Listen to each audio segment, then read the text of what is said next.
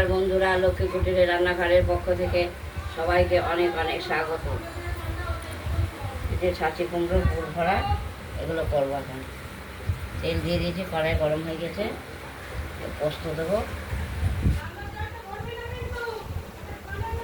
কড়াইতে আমরা তেলটা দিয়ে গরম করে ফেলেছি, আর এদিকে এই ছাঁচি কুমড়োর চাক চাক করে কাটা, এটা আমরা আগেই সেদ্ধ করে নিয়েছি। এবার মাঝখানটা চেরা আছে, আমরা পোস্ত ভরছি। মেখেছি, মেখে এবার পুর ভরে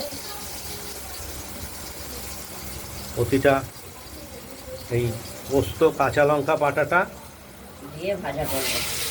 আমরা বেটে নিয়েছি শিলে, দেখতেই তো শিলের মধ্যে। প্রতিটার মাঝে পোস্তর পুর ভরে কড়াইতে আমরা প্রতিটা ভেজে নেব।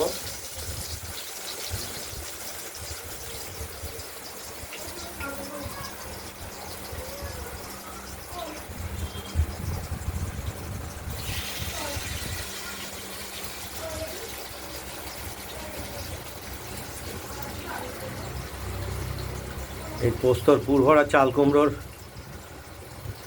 পোস্ত একটু বের করে ভাতের সঙ্গে মেখে ভাজা, এটা চিরাচরিত যে চাল কুমড়োর যে তরকারি হয় তার থেকে অনেক খেতে স্বাদযুক্ত। আমরা তো চাল কুমড়োর তরকারি খাই সচরাচর। চাল কুমড়ো রসুন দিয়ে ফোড়ন দিয়ে খাই, তারপর আলু দিয়ে খাই। এটি আরও সুস্বাদু।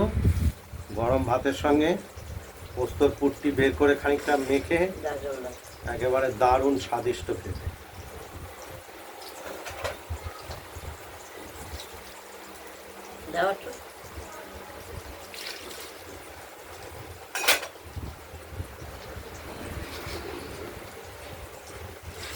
চাল কুমড়োটি সেদ্ধ করে নিয়েছি, আজকে প্রথমে সেদ্ধ করে নিয়েছি। জল লাগলে খুলে নাও।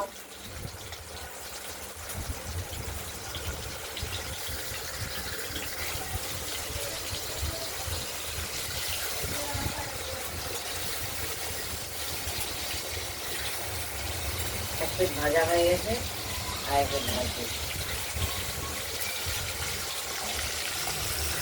এক পিঠ ভাজা হয়ে গেছে, আরেক পিঠ ভেজে নিয়েছি। আর এই হয়ে গেল, আর কিচ্ছু করতে হবে না। এত তুলতুলে হয়েছে যে দাঁত নেই, সেও খেতে পারবে। কচি চাল কুমড়ো একটা তুলতুলেই হয়, আর ভাপ দিয়ে নিতে হয়।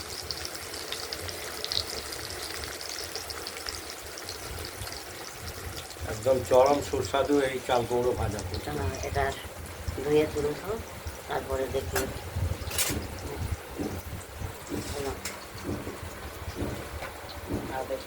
এখন শুধু এই ভাজার জন্য অপেক্ষা করতে হবে। এটা বেশিক্ষণ লাগে না, যদিও সময়।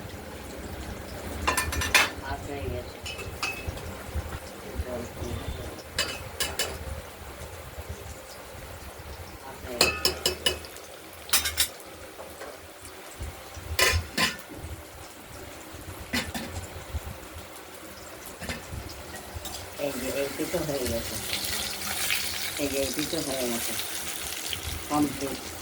এই ভিডিওটা যদি ভালো লাগে শেয়ার করবেন, কমেন্ট করবেন, আর রান্না বান্নাটা যদি ভালো হয় সাবস্ক্রাইব করবেন। আজকের মতো এইখানেই। ভালো থাকবেন, সুস্থ থাকবেন, সাবধানে থাকবেন। নমস্কার।